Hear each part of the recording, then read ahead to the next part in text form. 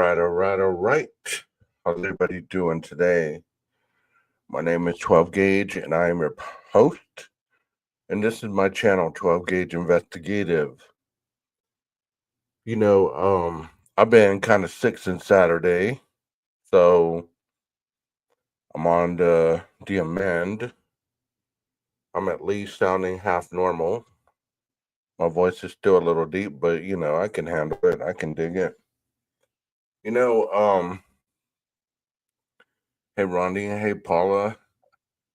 I wanted to get on here because I constantly hear certain things on these YouTube streets, and it's interesting to me that we still this far in the game, 2 years to be in fact, are still battling with some of the same basic issues that we started 2 years ago on this day. Rest in peace, Maddie, Kaylee, Ethan, and Xana. And my prayers go out to all the families affected by this horrific tragedy. The families, the friends, loved ones.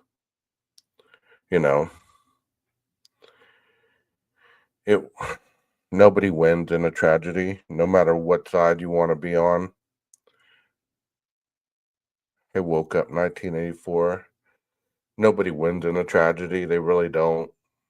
So you can say that you don't like the families, or you don't like the way things have gone, all this and that. You don't like Koberger. You don't like this.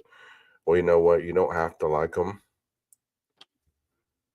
But there are people that love them, And that's the tragic part of this whole thing. But today I'm not going to focus on that as much, because I want to show you something that I watched the video, Police Off the Cuff, and whether you enjoy him or whether you don't, I really enjoyed the video that he and some of his colleagues created. And I'm going to play this video, and I'm going to give some commentary. Hey, Christy.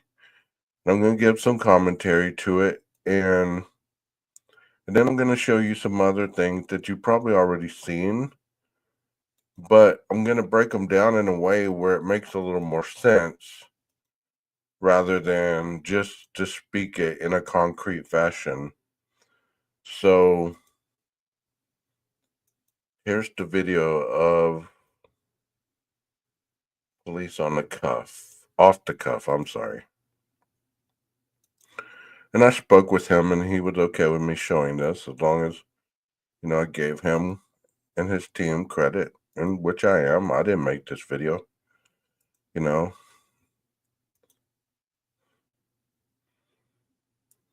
here we go.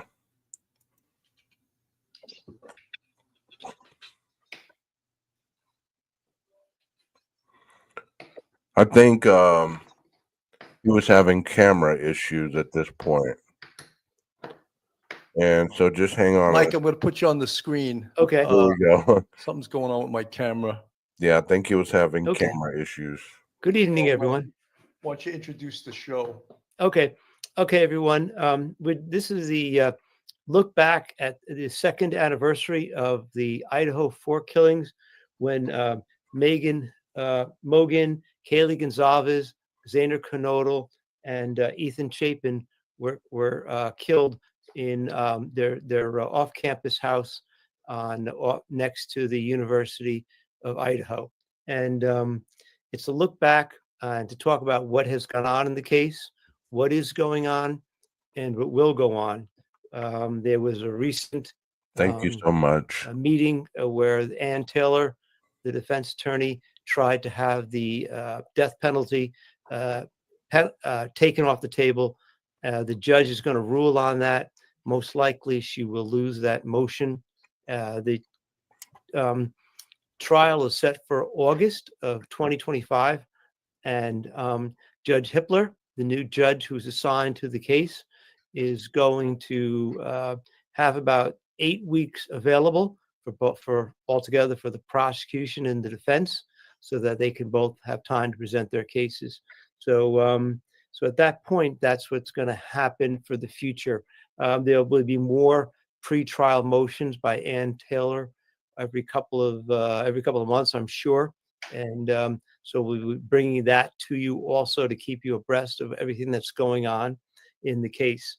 But today we're going to be looking back and talking about the case, what happened originally. And we have Dr. Debbie Goodman perfectly, right, just there, and to talk about the criminology behind the alleged perpetrator, Brian Koberger. And we're going to have Bill come on in a few minutes, as soon as he's ready, and we'll talk about the case. So that's what we're going to be doing tonight. You know, Mike, you're gonna have to take the lead. I'm having problems with this camera. Okay. Anyway, if you remember back in November 13th, 2022, at the Kings Road house, where off-campus house from the University of Idaho, where the Megan Mogan and Kaylee Gonzalez and Zaina Knodel and Ethan Chapin, there was they had gotten back to the home late that night. It was the night of it was a Sunday evening, I believe it was. It was a Sunday evening, and they all got back very, very late. Okay, before we go on, I want to ask you guys something. Did any of you wake up in the middle of the night, like just randomly? Did you wake up like last night? I've been sleeping so much, a couple of hours here, a couple of hours there. The cough has finally subsided, but I woke up probably when I posted that community note community thing that I did on my page. I woke up then and I was thinking to myself, you know what? This is the time 2 years ago that at this time right now, Brian was leaving his apartment.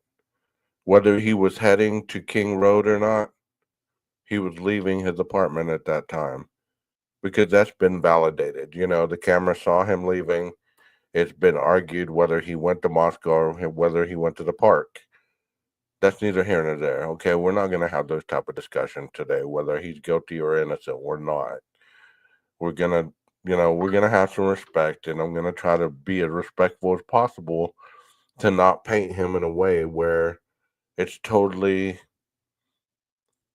disrespectful toward any families or anything like that. Okay, so don't take it that way. I'm just saying that, when he left his residence, it was at 2 something in the morning, 2:36, I think it was. So when you wake up and you're like, oh my God, right now is when Brian just left his house 2 years ago. And Christy says, I woke up at 4:50 and not able to breathe and scared. Oh, I'm so sorry to hear that. I'm so sorry to hear that. Ronnie says, I did around 3 o'clock. Man, that's terrible, guys. It's terrible that we have such a connection to this tragedy that even our sleep sometimes is interrupted because of it. I was thinking about it all day yesterday, in between my comatose and waking up and eating a little something and going back to sleep. I mean, if you've never been on this medication for the 19 flu, man, talk about some vivid dreams, bruh. Some vivid dreams. But anyways, Christy says, it was so weird. I didn't think about the date until I got up. Okay. See, I thought about it yesterday because I thought it's the 12th, so, this would have been the +1 day that they went to the dance and all that other stuff.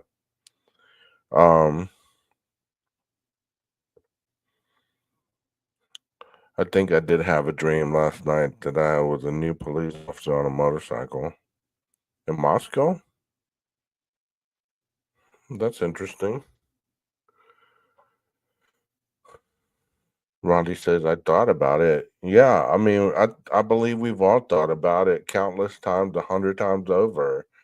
You know, it's just tragic. And what these individuals are going to say, and the reason I'm playing this,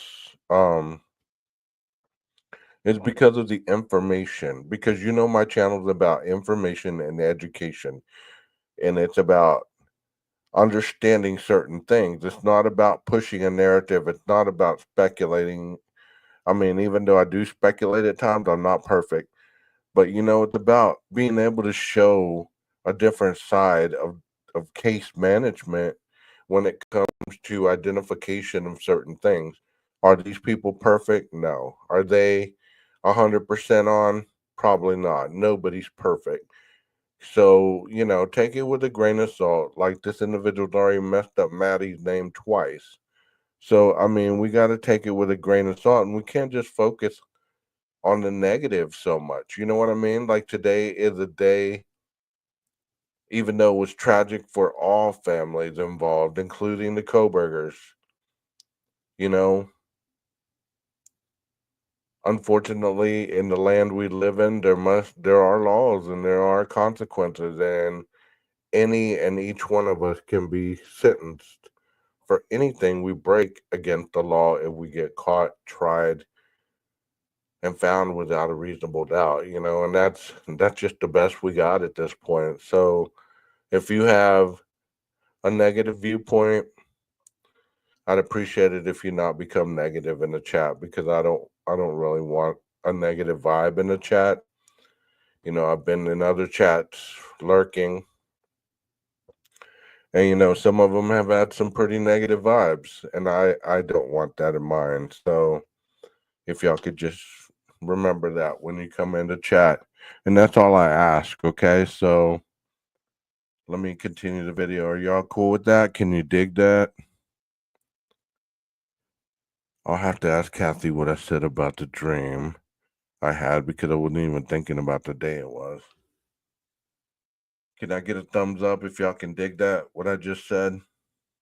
Probably somewhere between midnight and 3 o'clock in the morning. They were all there. There was also two other roommates, Dylan Mortensen and one other inmate whose name I can't remember right now, but they were there that early morning, and there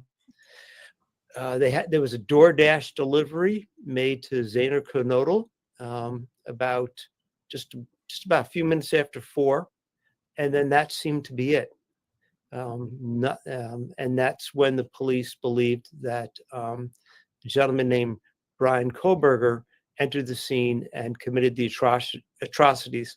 Oh, there's Bill. Wow. I got back on the screen, guys. I apologize. Something happened with my camera. Here I am. Mike did an excellent impromptu there. Anyway, folks, hold on to your hats. Hold on to your camera, because I just went off the air.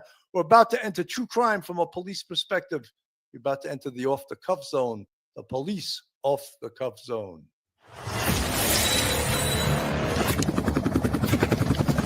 This is a cool intro. You've never been over to Deputies and common sense. They were the ones who called 911 to get him help, and now they're calling for change. Call police off the cuff.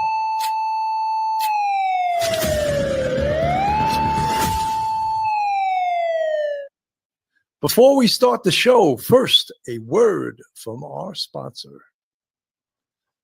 BetOnline is the world's most trusted betting platform and your #1 source for online betting. From the earliest odds to in-game live betting, BetOnline provides you with all the action and the ability to watch the games as they happen. Hey, Bill, good to see you. Very good to see you. Wow, I didn't freak out. I just handed it to Mike. It happened. Anyway, we also have from a criminologist, PhD in criminologist, Dr. Debbie Goodman from St. Thomas University in Northern Miami. Dr. Debbie, welcome. Thank you. Good evening, Sergeant Bill, Professor Mike, the viewers. So delighted to join you this evening. And you know, I see Matt Murphy backstage. He was fixing his hair. So let me put him right back on the screen. Matt, thank you. Trying to get my stupid Bluetooth to work. Oh, I'm okay. haunted by technology. I think I was born 100 years too late. So, You know, Matt, if you saw, my camera went off the screen. I didn't freak out. I just handed it to Mike, and Mike had a similar situation like this once before. Anyway, what we're talking about today, guys, is right up on the screen there. The IDAHO4 case 2 years later. And when we say the IDAHO4 case, I hate to reduce those 4 young people to a number. We all know we're talking about Ethan Chapin, Madison Mogan, Zana Knodel, and Kaylee Gonsalves.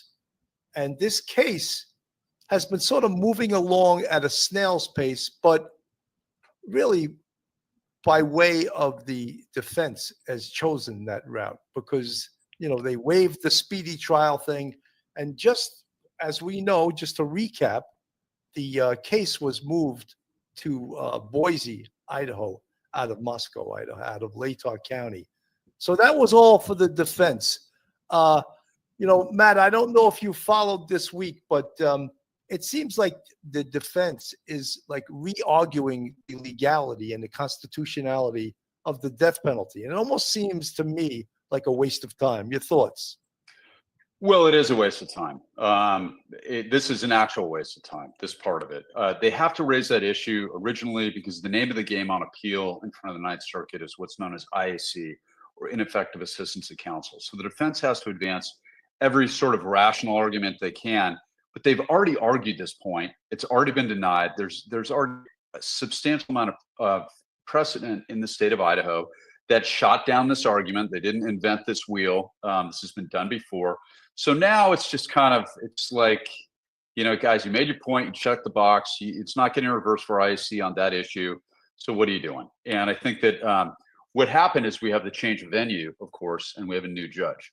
So I think they're hoping to, it's almost like I think they think that with the change of venue, they get not only a new set of downs, but they get a new referee, and it's just not the way it works. So this will go.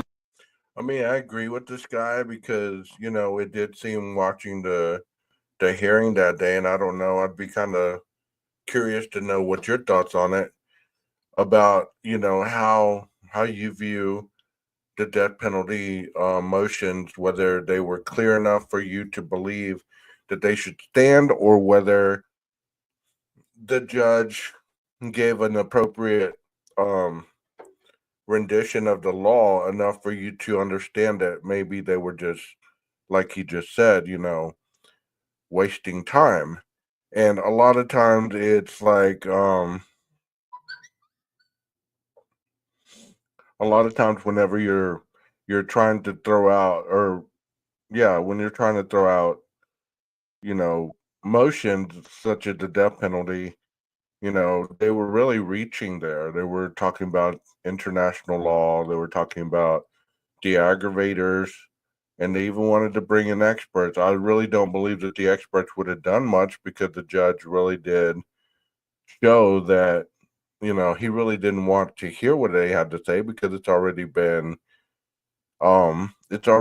rectified all the way up to the Supreme Court in some of these cases. So it was a good, you know, they had to do it. It's not like they were doing something that was hurting Brian. You know, they had to do what they had to do. And I mean, if they wouldn't have done it, then, you know, then you would have asked yourself, well, why didn't they do that? You know what I mean? So I just wanted to ask you guys how you felt about that, because I haven't really been on that much since that hearing. So if you'd be kind enough to answer without becoming confrontational, I'd really like to hear what you got to say. Nowhere. And look, this is a part of capital case litigation. You see stuff like this all the time. So it won't hurt the prosecution. In the end of the day, this is a big nothing burger.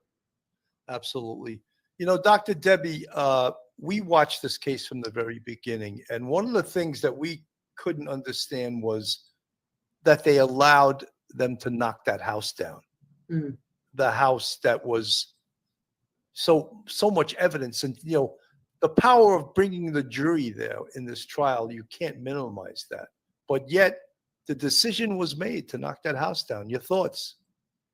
Right. Well, Sergeant Bill, my thought is I would have preferred that this house remain intact. And during our conversations, we've talked about a lot of cases whereby jury members go directly to the scene, and I think it has an impact. I'm here in Florida and was involved with the Nicholas Cruz case, and I think that's an example wherein the structure was maintained until the case was brought to closure and after the jury had an opportunity to walk through. So I was not in favor of it. I think part of the conversation perhaps was that the university president didn't want the students to start the semester with the potential trauma and reminder of what had happened. But I think in giving the victims their voice, which is certainly what we're doing today, I would have rather it remain up until the totality of this case is brought to the finish line. Absolutely. Mike, your thoughts?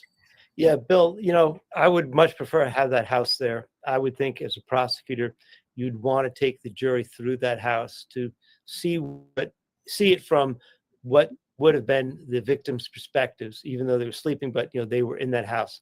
I know that they sprayed a lot of luminol all over the place. I know they ripped up a lot of carpet. They probably removed some pieces of wall. And I think there was some talk about it being some sort of a little bit of toxicity in the environment. But I think of the Murdaugh case down in South Carolina, the defense brought the jurors, and the defense's case in chief brought the jurors over there to the crime scene where the alleged killings had happened. And it did convince, I think, the jury about the. Hey, Glenn, I didn't miss your question. I just don't know the answer right now. I'll have to get back to you on that. If anybody knows, can you plead after a homicide, one conviction? If y'all know the answer to that, please type it in the chat for Glenn. About the house being torn down, I would believe that, kind of like what Truth just said, it's about you have something that you're trying to preserve just in case you need to go back to get more evidence.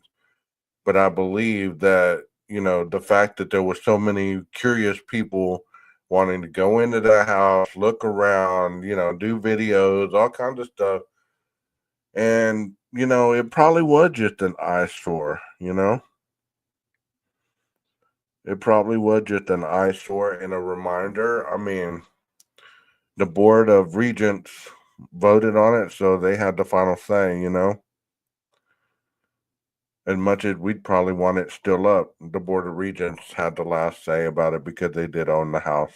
The real validity of the prosecution's arguments and the prosecution's theory of the case, and really not so much with the defense's case. And I think in that case, they went to deliberate. I think they were done within a day. And so it seemed to be a real faux pas for the defense to go there. And I think for a prosecutor, I would think, and Matt would know much better, but I would think you'd want that there to walk them through the crime scene, to just get the horror of what went on there. Matt, I spoke to you, and I actually put you had a video when you were on Elizabeth Vargas, and she had asked you, it was on News Nation, about this case. And you said the evidence in this case, and I'm sorry to quote you again, because people killed me the last time and killed you. You didn't even know, you didn't read the chat, but that's okay. You're used to that. You said the evidence in the Idaho case is overwhelming. And I mean, I agree with you, but just me saying that right now, I can feel the venom coming out of so many people that think this case is something different than what it actually is. Your thoughts? Well, first of all, if I could just pick up where Professor Mike and the good doctor I couldn't agree with them more on knocking down the house. That's just the dumbest thing ever. That was a vanity project by the university. What 18-year-old kid walking by a house that a murder took place in is going to be traumatized. And you know, that's just I could rant for that for 10 minutes. I can't criticize the university strongly enough on that. It's unreal, and it created additional anxiety for the victims' families, who are pretty much the only people, in my view, that they owe a responsibility to at this point. So that said, now the evidence in this case is properly tried, and of course that's the big caveat. This is overwhelming because you have a collage, you have multiple facets, and you know what we have is we have his DNA is found not just at the crime scene, but his DNA is found on a sheath where a Marine Corps K-bar knife was originally held, and that was consistent with the weapon that was used to slaughter these poor 4 kids. And you know, then you have the cell phone evidence, and I've presented that evidence in court many times, where you're trying to place a particular defendant in an area at the time murder happens. And when you have a distance that's traveled, sometimes you just get a ping in the area. But when you're traveling a distance, it's like footprints on a beach. And it is incredibly convincing. And you basically get the AT&T rep or the Verizon rep, and it's the same one that testifies in all the cases. It's the same one. They're actually very good at it. And they explain the engineering, how cell phone towers work, how they're triangulated.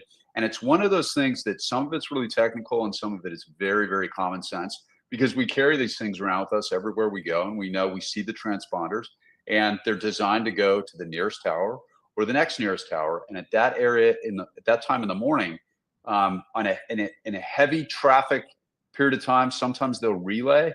But at 2 a.m, that is going to be a perfect imprint of Brian Koberger driving towards the scene. When you're pinging up different towers, you can even calculate the speed and the time, and it fits like a glove where he was driving to Moscow, Idaho, and the time of the murder, and that car driving around on video. All of those things combine. It's like a collage. Then on top of that, you've got Brian Koberger's behavior when he was at his parents' house in Pennsylvania. This detail that almost nobody talks about. Brian Koberger, who was a PhD student in criminology, would know that once you throw something away, you no longer have a reasonable expectation of privacy on that. So what do you do if you're worried that the police might get your DNA, or you're worried, and something only the killer would know, that the DNA was left at the scene, or might have been left at the scene on that sheath, because he knows he didn't have it. He was throwing his trash away in his neighbor's trash can.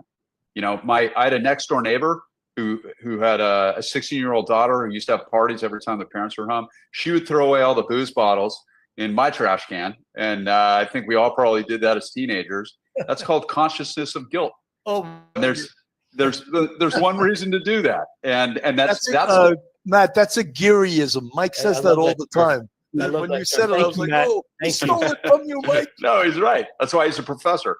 But no, the jury's going to get instructed on that, and there's one reasonable interpretation of that evidence. And if Brian Koberger is innocent, you know, he's got nothing to worry about, unless there's some other crime he's worried about the police getting his DNA on.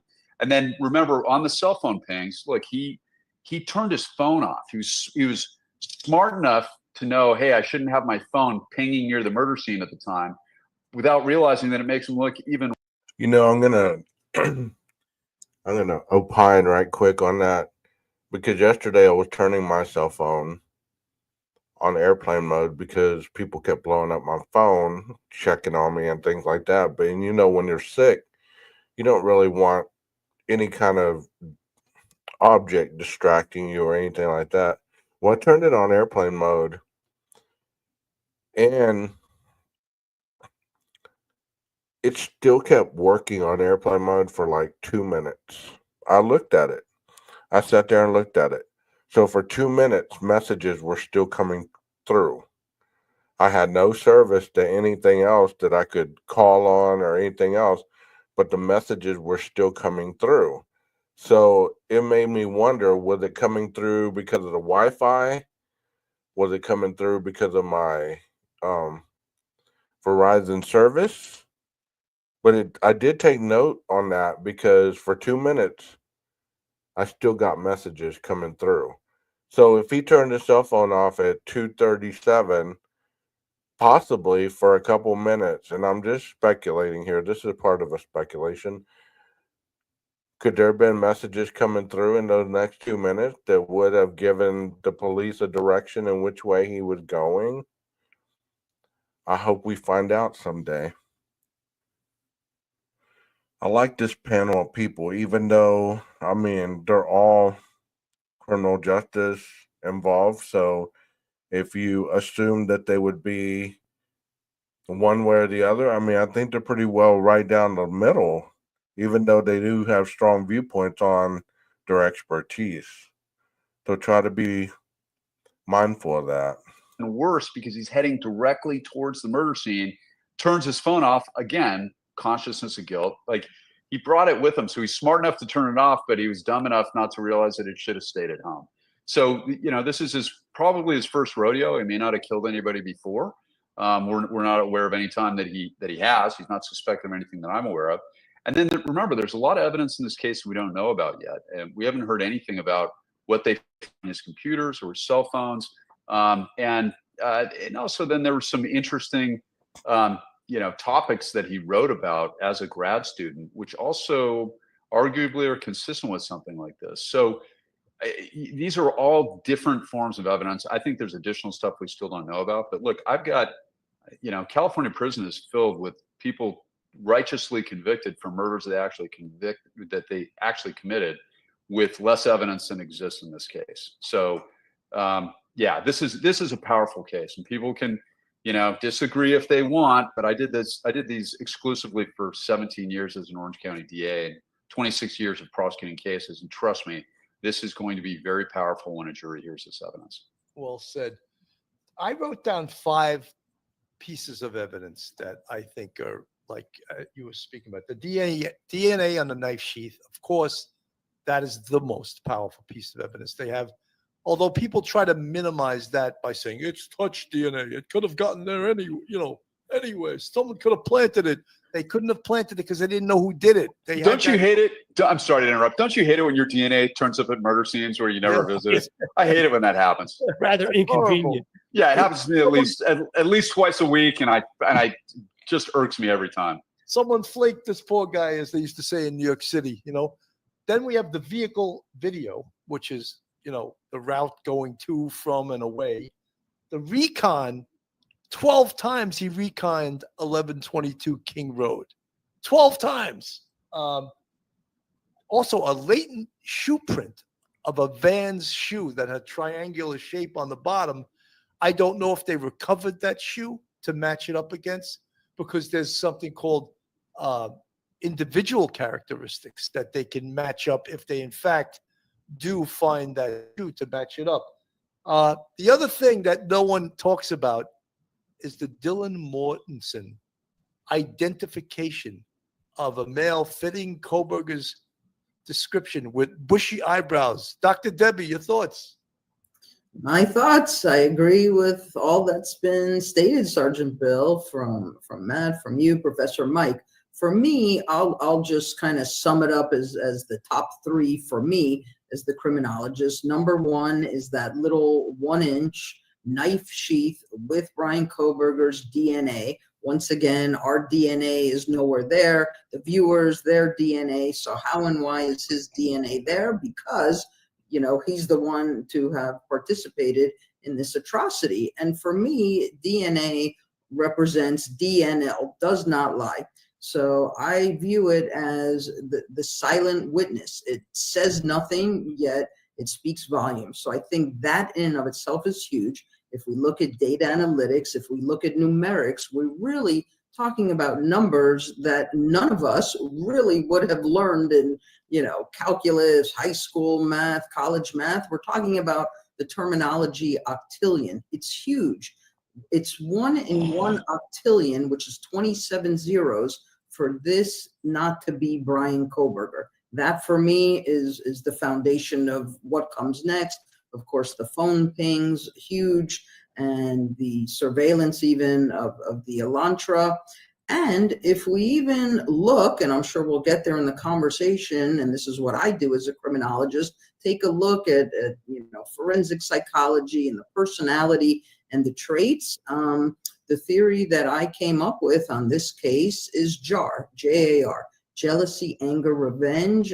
I think Brian Koberger was jealous individually and collectively of our 4 victims. He acted in a manner because he was angry. He really was somebody throughout his entirety, 28 years of life that we know of, never really had a platonic friendship, nor did he have any type of intimate relation. I do think he's an incel. And then ultimately took the revenge, took these innocent lives for his own vengeance against his place in life. And I am absolutely convinced it's him. You know, she has some deep-rooted explanation there that is very, very valuable. Like I said in a live that I did whenever the last time I did one, when you look into the scientific barrier of understanding human behavior and human patterns and human thought, it's just not about emotional views. It's not like you're looking at something through trying to decide whether it is innocent or whether it is guilty.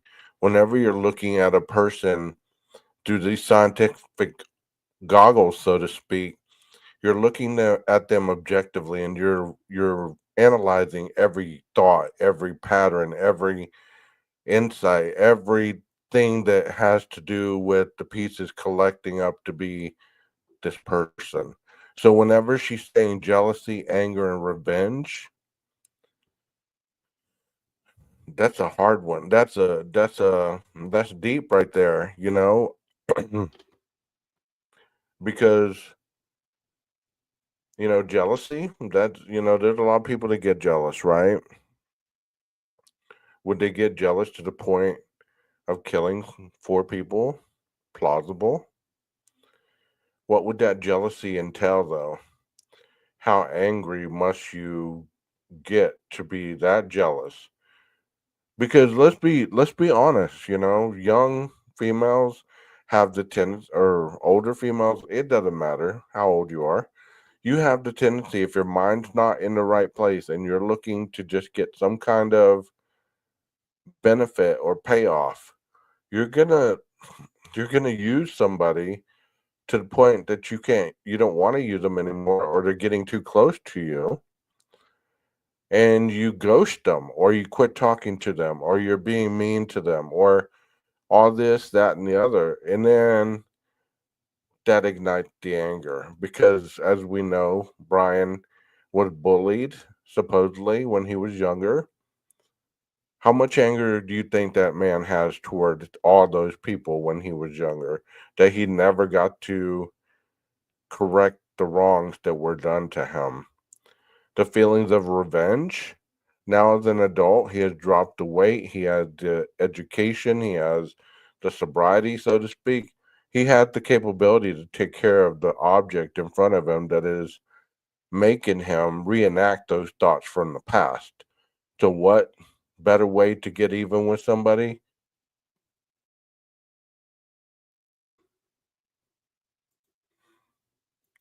Thank you, Dr. Debbie. Good response.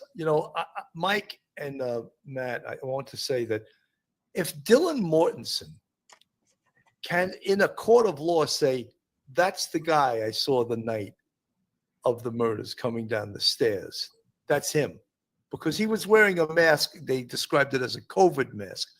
But people can still, there's other things about someone, their manner, their gait, the way they move, the bushy eyebrows, his eyes. Is there a possibility, and I'm going to put, Mike, I'm going to ask you this. Is there a possibility that she could say, that's him, that's the guy? And I'll segue into Matt after you answer this. Is that going to be just a slam dunk ID? Bill, I don't know if I'm a prosecutor, and Matt would know better, but I don't know if as a prosecutor, I would want to get her on the witness stand and in beginning of the case, because she's going to come on very early on in the prosecution's case in chief, and she's going to be explaining about the time frame and who was where, what bedroom, that sort of thing, the kind of habits going on in that house. I don't think I would want to bring up you know, like a dramatic point, like, do you see that person in the courtroom? I don't know, and I don't think I would, only because I don't think there was no talk of any lineup that she picked him out of a lineup, like a formally done lineup.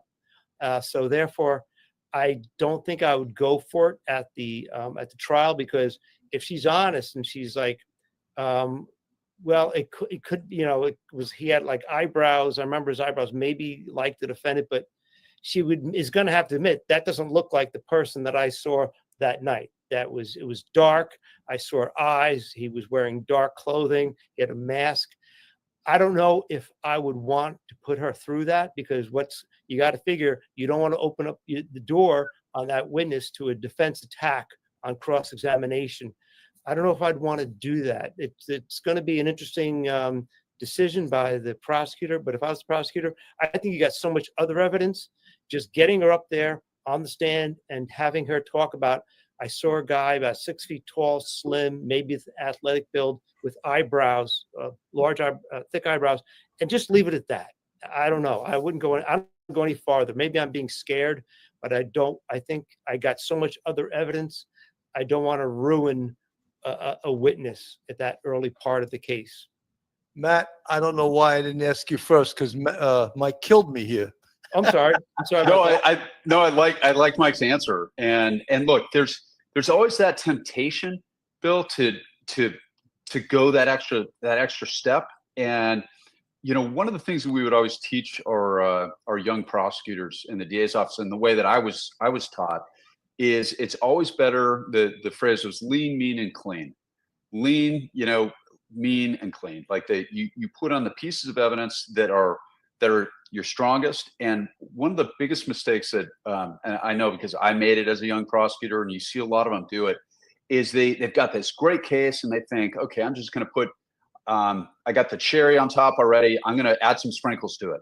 And what'll happen, Mike's exactly right. And you've seen this happen, I'm sure, in cases that you've dealt with over the years. The defense lawyer will then say, aha, the entire case is built around her testimony as a witness. And what can she really see in the dark? And she'd been drinking, and why didn't she call the police? And he's got a COVID mask. Really? Now she comes in for the first time. Like, you can see them doing that. And so a savvy prosecutor, an experienced one, has gotten their teeth kicked in enough times by making that mistake. It's called over-trying your case. And you know, it's always tempting. You're exactly right. Wouldn't it be a dramatic moment if she did that? But I think the finer point on that goes to Mike, and I agree, is that you go with the DNA and go, hey, we can't put it all on this poor young woman. You know, and the defense is going to attack her anyway by saying, "What if you look so bad? Why didn't you call the police?" She's already gotten enough heat because she didn't call 911. And I mean, there's a lot of reasons for that, but I think you go with these really strong, irrefutable pieces of evidence. Let the defense have to argue cell phone technology, because I've seen their arguments. I've read a bunch of them, and they're absurd, frankly. Now they got to do it. I'm not criticizing them, but no jury is buying that. It just they're not workable in a courtroom. The same stuff with the DNA. I mean, that is just. And I mocked a little bit earlier. I don't mean to make light of such a serious and horrific case. However, it almost needs to be mocked. You know, the touch DNA thing. Unless you're talking about blood or sperm fraction DNA, everything is touch DNA. You know, and it's always on something transitory, unless it's like on a friggin' on a wall, you know, or something that is immovable. Everything else moves. You know, so you hear those arguments, and it's like fingerprints on a gun. You know, that's pretty persuasive under a lot of circumstances. DNA on a gun. Well, gun is a transitory object too. And this isn't a sock that they found in the bedroom. It's the friggin' sheath for the murder weapon. So all of that put together, I would keep it like my old trainer, this guy, Chris Evans, who's now a Superior Court judge. He's a phenomenally talented trial lawyer. When I was a brand new baby DA, he came into our training and he's like, lean, mean, and clean is your best friend. And I think they'd be well advised to approach this case that way. You know, Lou from the chat asked this, and I love to take the questions from the chat. How could one murder 4 people, leave no DNA? Well, he did. He left touch DNA. Leave a sheath. What bullshit? And nothing in his car. Yeah. So just to spin on that, I love touch DNA as if it's bad DNA. The term, and that's not criticizing your viewer, but you hear that from the defense. DNA is DNA, guys, and 1 in an octillion means that's a complete genetic profile under the Cofiler Plus kit or the Profiler Plus kit. So that's a complete, every single allele aligning. That's a complete genetic profile. DNA is DNA. There's a British geneticist right at the rise of it who said DNA neither knows nor cares. It simply is. And so, touch DNA. I don't know what that means. I understand the concept, but that doesn't mean it's somehow afforded less weight or a jury will consider it any less. And another one of the arguments, You know, really, excuse me. I really like how Matt is explaining this. He's explaining it really level-headed, very, factual based. Everybody on these panels is explaining it very factual based, very level-headed. They're not trying to, call names or anything like that. They're just doing what they need to do to answer the question. And I don't know why so many people cannot do that in these other podcasts, these other panels, these other things. And it has to be about the dramatics. You notice they're not talking about the PCA. You notice they're not talking about Banfield. You notice they're not talking about Linda Lane. You notice they're not talking about the cell phone number. They're not. They talked about the pings, but you notice they're not talking about any phone calls that were made or not made out on the night of the murders. You notice they're not talking about any of that, about any other vehicles that were seen in the vicinity. They're not talking about the cameras on Linda Lane. They're not talking about any of that. And I ask you, there has to be a reason for that, correct? There has to be a reason for that. And I've said that multiple times, and people act like I just don't know what I'm talking about. But here's 4 more people not talking about those areas because it doesn't really have precedence in this case whatsoever, But I know people will say that I'm just biased because of what I do for a living. That's not true. If this man is indeed innocent, like I said, I will be the first to say, great job. I wonder how many of you will be the first to say, good job, prosecution. Thank you for the justice that you created for those 4 souls. I'll be waiting for your thoughts and prayers for the families after, if he's found guilty. I doubt we'll ever get a good job prosecution. No, we'll get the criminal justice system is broken. He was framed. People were paid off. We'll get all that, just like with the Richard Allen case.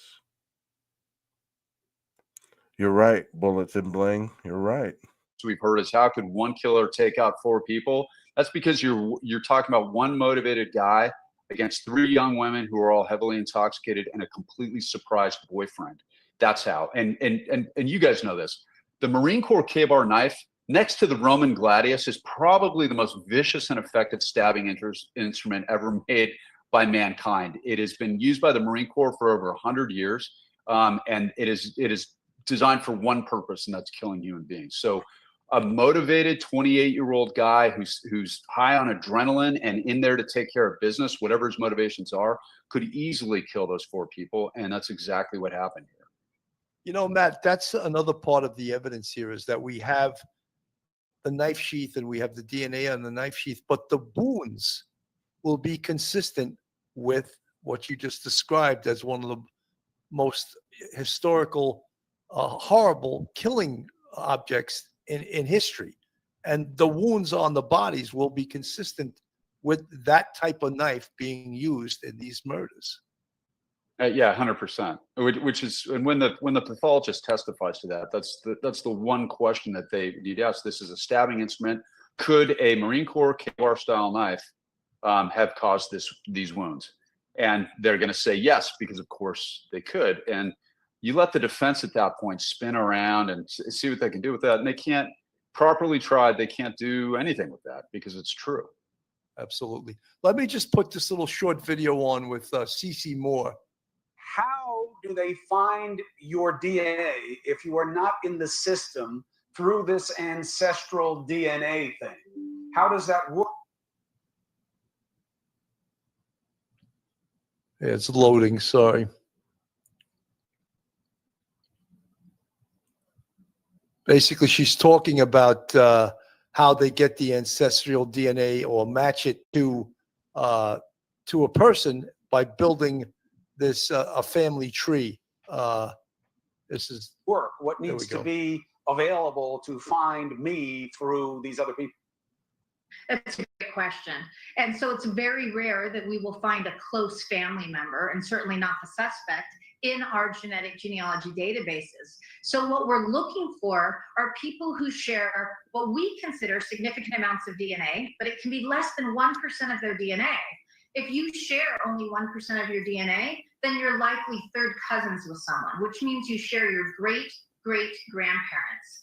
And so we get a whole list of people that share segments of DNA with this unknown person we're trying to identify, and we can reverse engineer their family tree by who they're related to.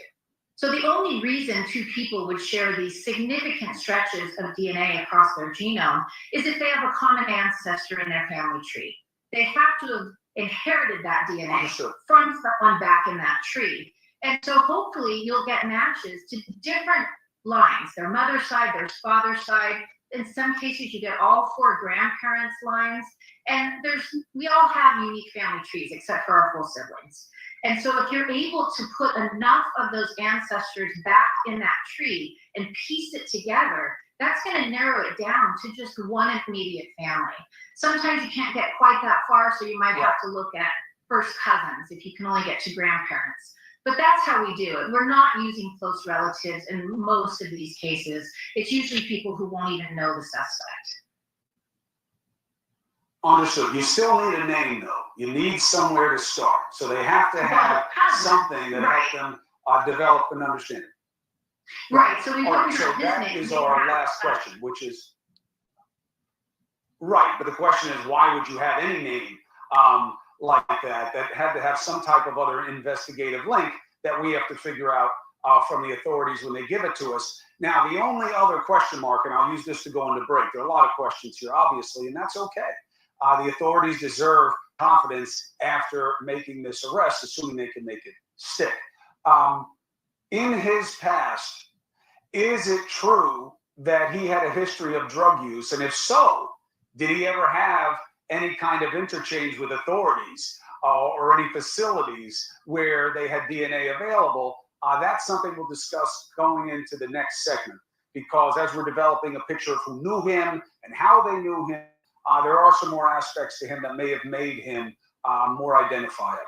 So I'm going to get, it's amazing to me how Chris Cuomo is an expert in every field. And he has this expert in investigative genetic genealogy, and he just dismisses her opinions, and he knows everything. He starts talking about everything he knows, but it's just crazy. I mean, what I've learned in the past year from this case and from Rex Heuermann, of course, the Gilgo Beach case, is this investigative genetic genealogy is unbelievable. And the mitochondrial DNA in the Gilgo case, they solved the case from 1993, which showed that Rex Heuermann, who, he's the Gilgo Beach serial killer, the accused, he started doing murders when he was 29, that they know of. That puts it back to him 29 years old. So building these family trees opens up a Pandora's box of potential. Dr. Debian would throw that right in your lap. Go ahead. Thank you. And again, in agreement, all we need are facts. Everybody can have an opinion, but putting the opinions aside, when we look at DNA, when we look at genetic genealogy, when ultimately it goes to trial, there will be digital evidence. We've got the phone pings. I mean, this totality of what we're looking at now, I cannot see what potentially the defense is coming in with to negate all of this. All we know at the moment, unless there will be a surprise in August of 2025, is this long drive to nowhere. Who even knows if that is fact-based or if that's pure fiction? We have nothing to validate, document, corroborate, and that's what we're facing. That's what it looks like to me, you know, one versus the other. It's huge on the prosecution side. Absolutely. Folks, this is Police Off the Cuff, real crime stories. If you like real crime, true crime from a police perspective, you're in the right place. And if you're not subscribed, hit that subscribe button, give us a thumbs up, ring that bell. Thank you for all you folks giving us chat. Robert P., thank you for the $2 super sticker. Courtney C., thank you for the $2.99 super sticker. Carol Grayston, thank you for the £2 super sticker. And if you're not subscribed or if you want to contribute to us financially, we have a Patreon with 4 different levels. We have a YouTube channel membership with 5 different levels. We appreciate all of our friends. I'm going to pause him for a minute because I want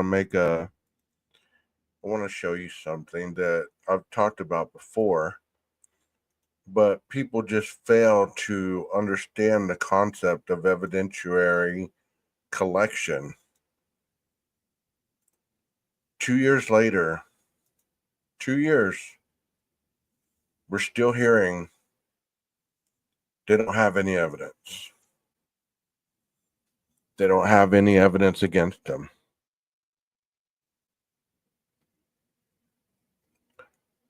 I don't know if people don't understand the value of evidence, or if they are looking at it as, okay, in my mind, that evidence don't hold water because it doesn't say anything about the crime. These are the pieces of the puzzle that many people scream for, and yet they don't even notice when it's right in their face. This was signed by Chief Don Daniels. It was served in person. This is a subpoena for his residence at WSU. And I know you've seen this. This is nothing new. But I want to go over these because this is evidence. People just look at the PCA and they talk about that's all the evidence they got. No. That's the evidence they used to arrest him and put him in custody. So, if the individual was seen that was at the residence, 5'10" or taller, clad in black, athletic, not muscular, but athletic build. Let's see if any of this stuff you can put a check mark by it, if that's what you're looking for, right? Because that would make sense. If the individual was at the residence, he would have some black stuff on him, right? Some black clothing, black shoes, whatever. The thing about all this, though, it was a month later. So anything that he could have had associated with that night might not even be in any of this stuff. And if he was as gregarious and obnoxious and thinking he would not get caught, then he might have kept it. Who knows? One all-type black glove. And if you don't know what that is,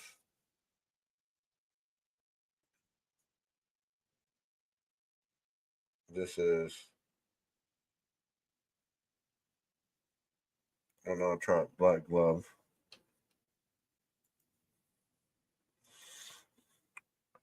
The next one says, I'm sorry, I'm still kind of out of it a little bit. Wrong one. Let me get the right one up here. Hey, Leslie and Billy, thank you for being here. Yeah, I know my voice sounds like ass. I'm on the mend, though. I'm on the mend. And here's another one that says Walmart receipt with 1 Dickies tag, 2 Marshalls receipts. Either one of those, could there have been any black or anything purchased, could that Dickies, whatever that Dickies tag went to, could it have been black? To Marshall's receipt, were there any shoes? Were there any boots purchased? A dust container, 8 possible hair strands, 1 Fire TV stick with cord and a plug. What was on that Fire TV? Was there any shows or videos or anything on there?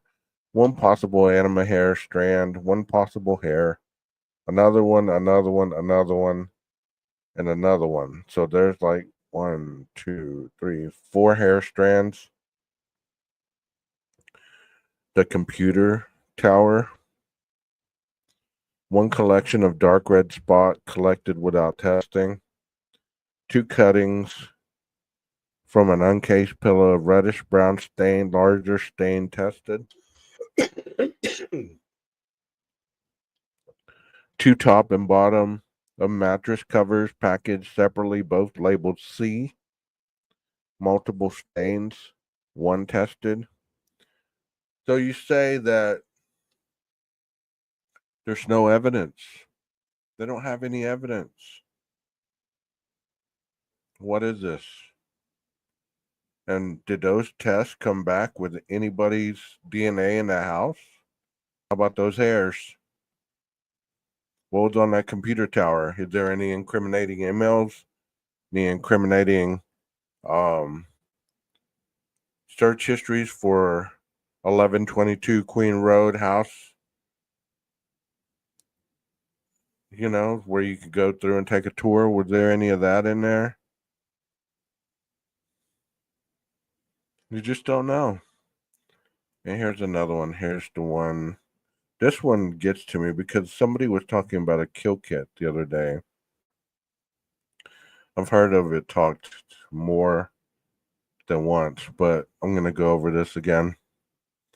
This was what was found in the back of his trunk area or in his vehicle. As you can see at the top, it says 12/30/2022. So the day that he was arrested, this is what was confiscated. It says 1, and that's all it says.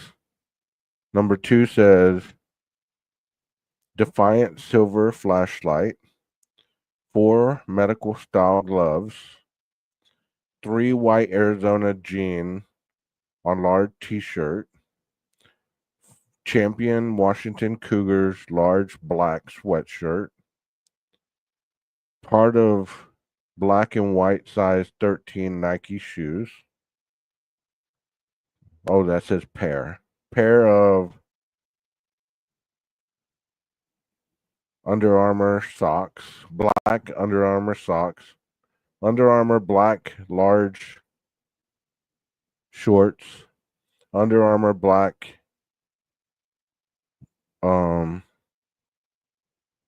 I don't know what that word is.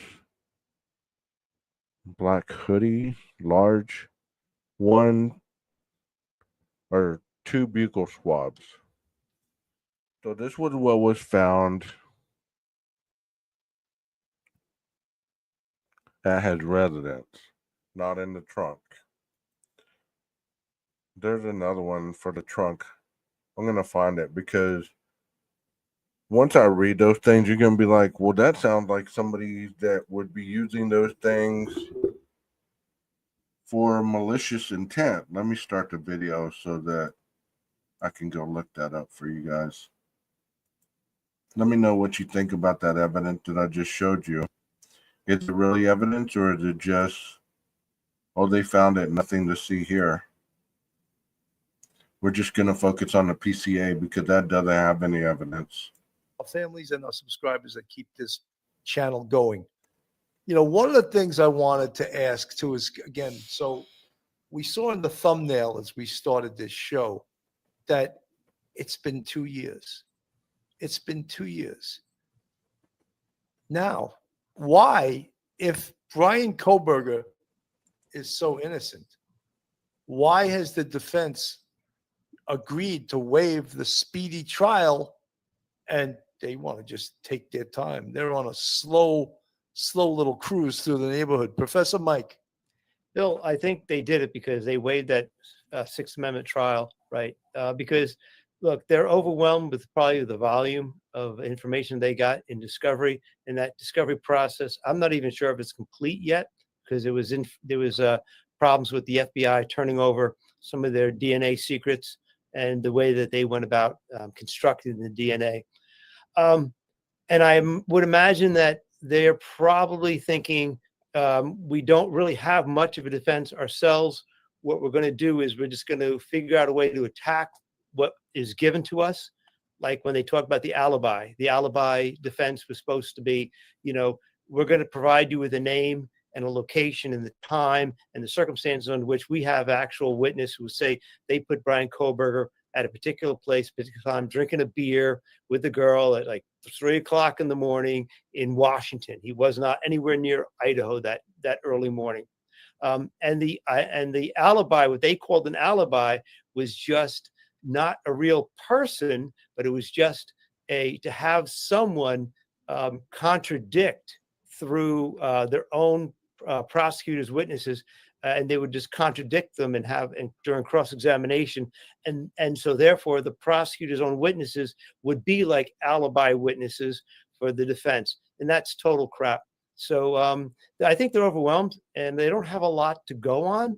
We talked about the cell phone technology, and his alibi later on was he was out driving somewhere on that particular night, and he had done it many times in the past when he was stressed over his studies.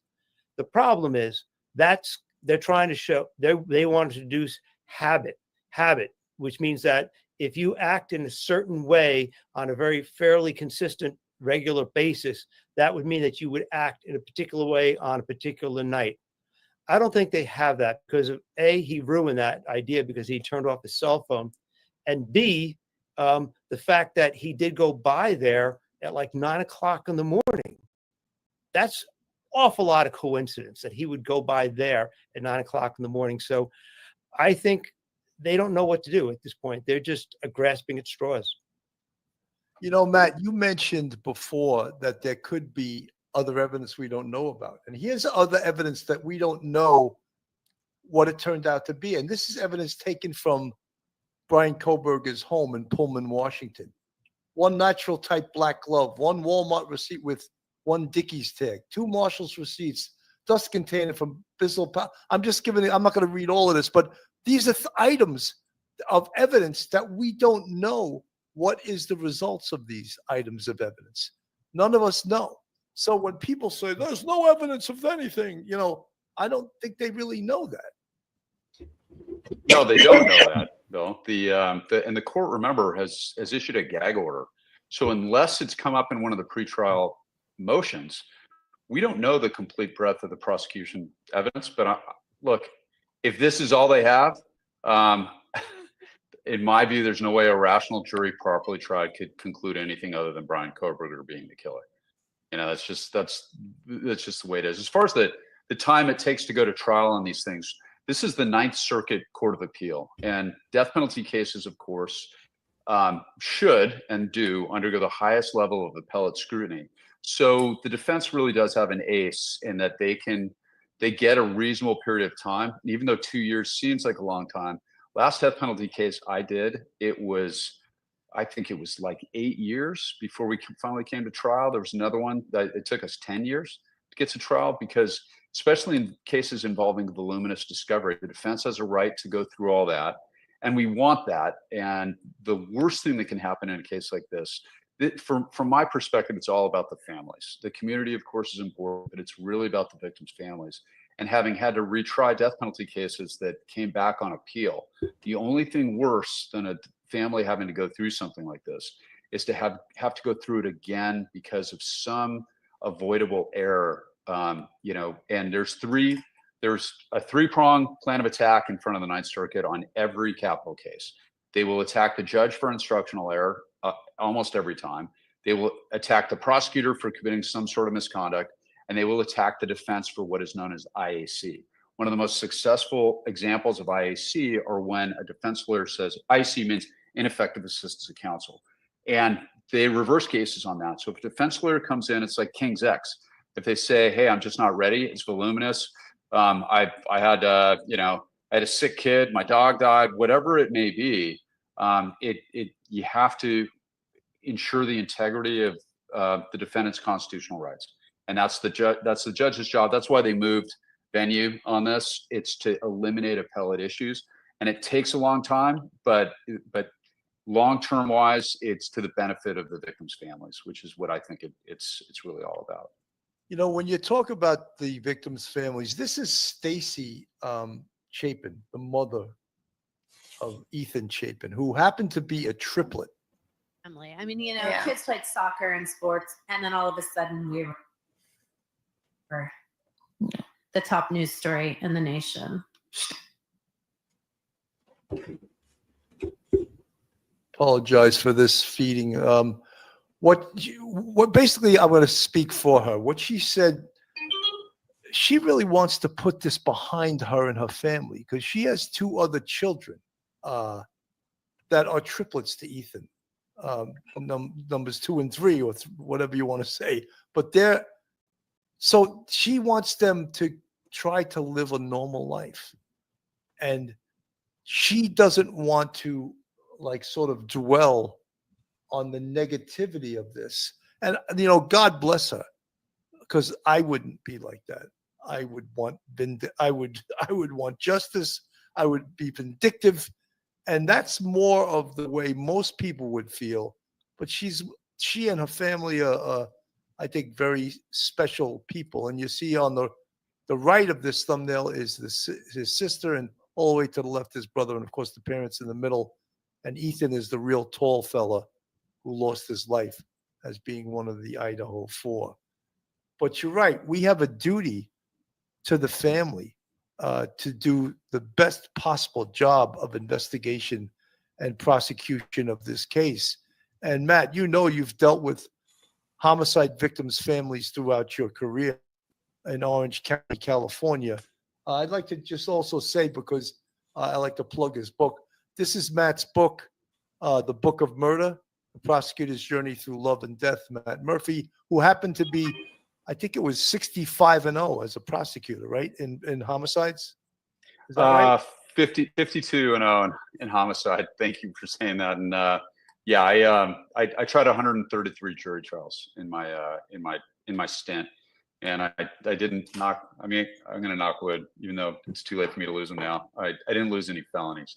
So so when it came to homicide, I've done a lot of capital case litigation. I did 8 death penalty trials in one form or another, and 52-0. So if you're looking at individuals that have plenty of time spent on their expertise and knowing what they're talking about, I believe that these 4 people on this panel have decades and decades of experience on what they're talking about.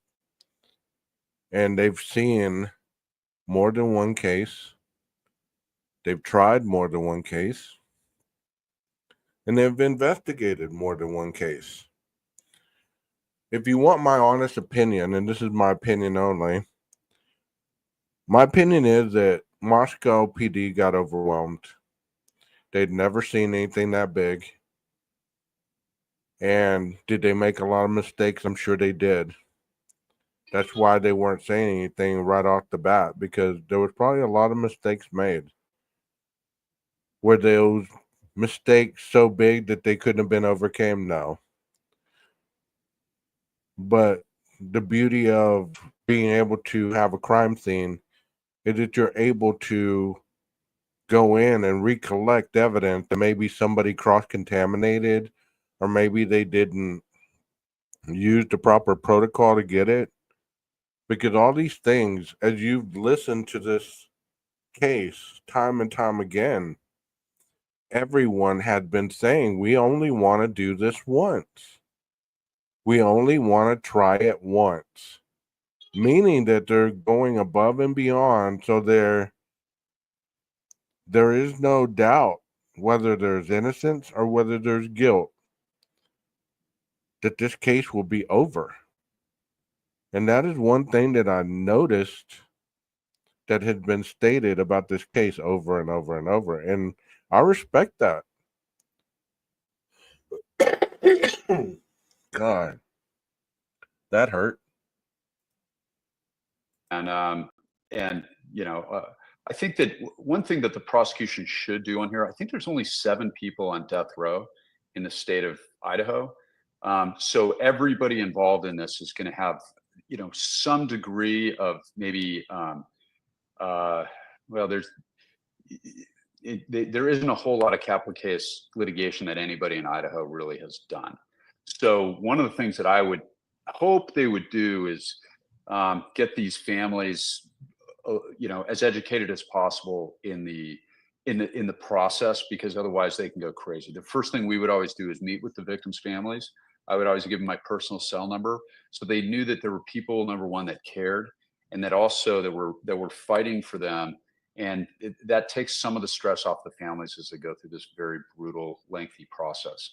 And, you know, ultimately you represent the community technically as a prosecutor, but, you know, morally you really have to do what you can for the families. Yeah, I mean, there's in my police career, probably the most horrible job you could get is to make a death notification. That there's nothing really worse than that. Is to go to someone's home and tell them that you know, you love them. There's no easy way to do it.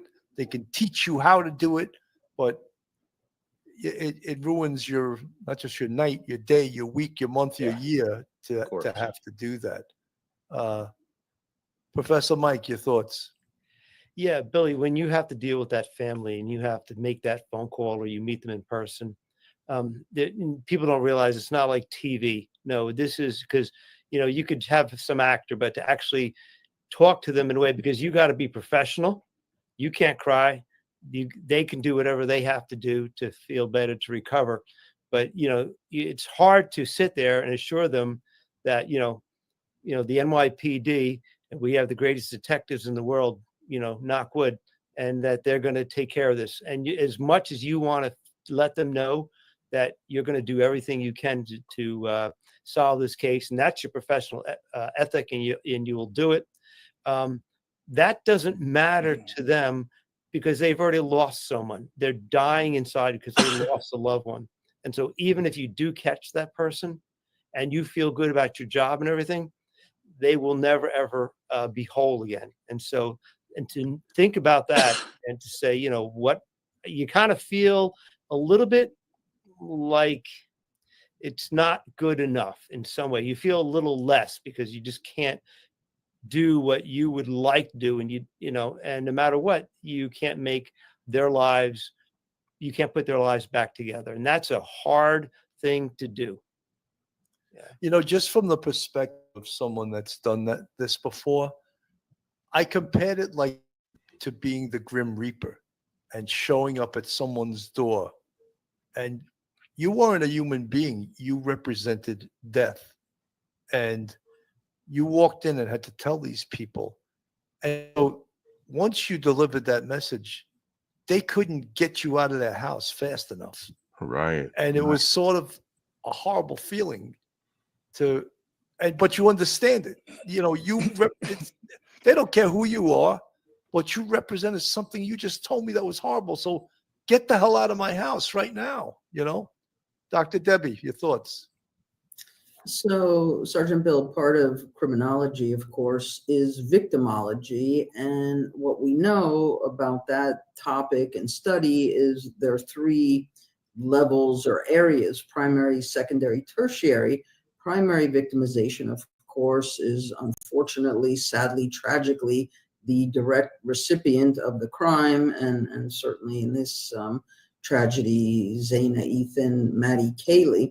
Secondary victimization, of course, now becomes the family members, the loved ones who have to deal with the pain, suffering, and trauma. And then tertiary really is the rest of us, meaning we may not know these family members directly, but we are just so shocked and sickened and saddened by this that it affects us as well. And something else, of course, regarding murder and death, particularly, is the manner in which people grieve depending upon who the victim is. So in other words, if we lose a parent, we understand that as our connection to our past. That's our history. The loss of a spouse, our connection to the present, the person with whom we interact daily. But the children, the death of a child, and particularly the murder, that is our connection to the future. And many forensic psychologists believe that that is the most difficult loss of all, the loss of the child. Absolutely. Matt, you have a fan in the chat. Lucy Lou, Matt, I love the way you treated Julie Kubia's mom and Sam Herr's parents. I found it touching how you never forgot the families in that case. Your thoughts? Oh, it's very nice for her to say. That's a perfect example of what you guys were just talking about. Actually, that was the Daniel Wozniak case. That was the guy who murdered his war hero neighbor to get at his combat pay, and it was one of the most diabolical cases ever. He murdered an innocent young woman and staged it to make it appear as if his real victim, Sam Herr, the first victim, had murdered her, and that's why he was in the wind. And it was all over trying to get at $60,000 of combat pay from Afghanistan.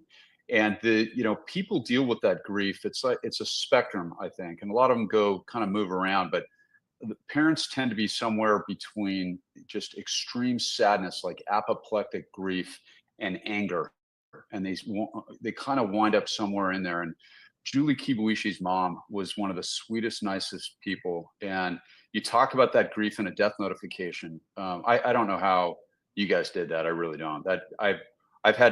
I participated in one of those, and I never wanted to do it again. But as a prosecutor, we would work with those families for years. And that was a family that I actually got very close to. Both families in that, Steve Herr and his wife Raquel, and Masa and June Kibuishi. And they were just the nicest people. And on my wall in my office, there was a photo taken right after the death verdict on that case. And we went through years and years of some of the most contentious litigation imaginable. And it was very important to those families, even though it's symbolic in the state of California. They wanted a jury to come back and say, we understand California's never going to execute you, Mr. Wozniak, but what you did was so bad, and these victims were so good that you deserve to die for what you did. And that's the voice of the community. And that really did help the families. And anyway, there's a picture of her hugging me after the jury came back with the verdict favoring the families. And I treasure that. It's on my wall. And it just, and Mike is absolutely right. You can never bring their loved one back, but you can prevent the worst thing, the worst of the worst. Like the worst thing anybody can imagine is a loved one is murdered. But something worse than that is the person then gets away with it, or gets a. I can't believe that I didn't start watching this channel much earlier. I mean, I've seen it advertised on my recommendations, but I never really gave it much mind, But the other night I just sat there and I was like, I'm going to give Police Off the Cuff this looked pretty interesting. And I started listening to Mr. Cannon, and I got about halfway through and I thought, I'm going to email him and I'm going to ask him for permission to use his stuff, because I try to do that with every creator that I use their stuff. I try to ask him permission first before I use it. And he emailed me back, and he said, yeah, just let me know what day you're going to do it, what time, which video you're going to use. And I even asked him to come up on panel, but he's a busy man, as you could probably guess. But hopefully one day our schedules will meet up and we can have him and maybe one other of these individuals up here on panel. That would be awesome, because they give a perspective that is just from the professional aspect. They don't dive into the speculation. It is all business. And that is amazing when you're listening to a case where you want to know the facts. You don't want to speculate. You're tired of all the misinformation. You're tired of all the narratives and all the theories and everything else. I would suggest that maybe you start watching some of these guys. They have nothing involved in the case. They're not going to testify. They're not looking for any fame or anything like that. They're just speaking on their expertise, and I respect that wholeheartedly. I could possibly work with any of these because these are the type of people that I rub shoulders with every day when I'm not sick. Sentence less than what they deserve. And that's truly the worst of the worst, I think, that we can experience as humans on the earth. So, you know, and I really appreciated Dr. Goodman's comments on tertiary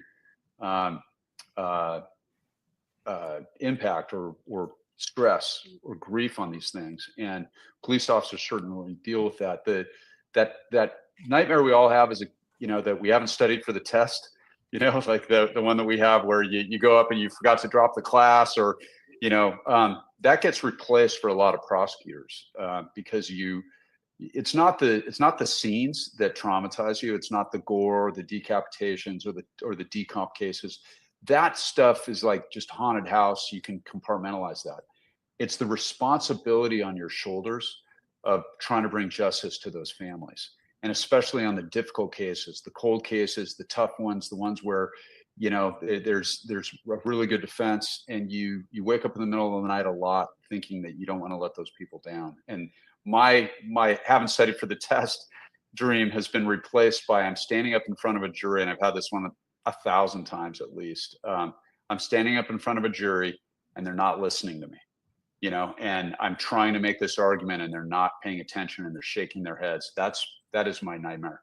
And I think I probably have to go back to therapy on that because I've been having that dream a lot lately. That's assistant DA PTSD. Yeah. We have cop PTSD. You have DA PTSD. Yeah. You know, I wanted to ask, and you know, in all of these cases, we've seen so many big cases this year that we've covered on this show and other podcasts have covered. And there's so much because of all of the basically the light shined on all of these cases by so many different opinions. Who is Brian Berger? We know that he was a doctoral student at Washington University. We know he was from Pennsylvania, but we know at one time he was a heroin addict. He's probably a loner. I mean, all of these theories about him being an incel and these other things.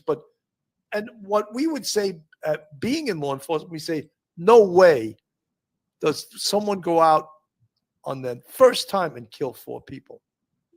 But I would never say that because I've seen someone have no criminal history and start out with the most horrific crime ever. Professor Mike. Yeah, Billy, it's really strange because, you know, he is a loner. He doesn't seem to have a lot of close friends. But he has a normal, quite regular, common family, 2 sisters, a mom and a dad, a very traditional family. And here he is, someone who outwardly, in some respects, looks like a very successful student. Got his bachelor's degree. He's got his master's degree from DeSale or something like that. And then he goes out to University of Washington.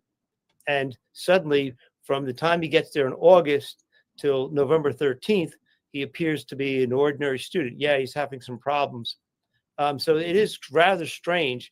But as you're talking, I would like to ask Dr. Debbie Goodman a question.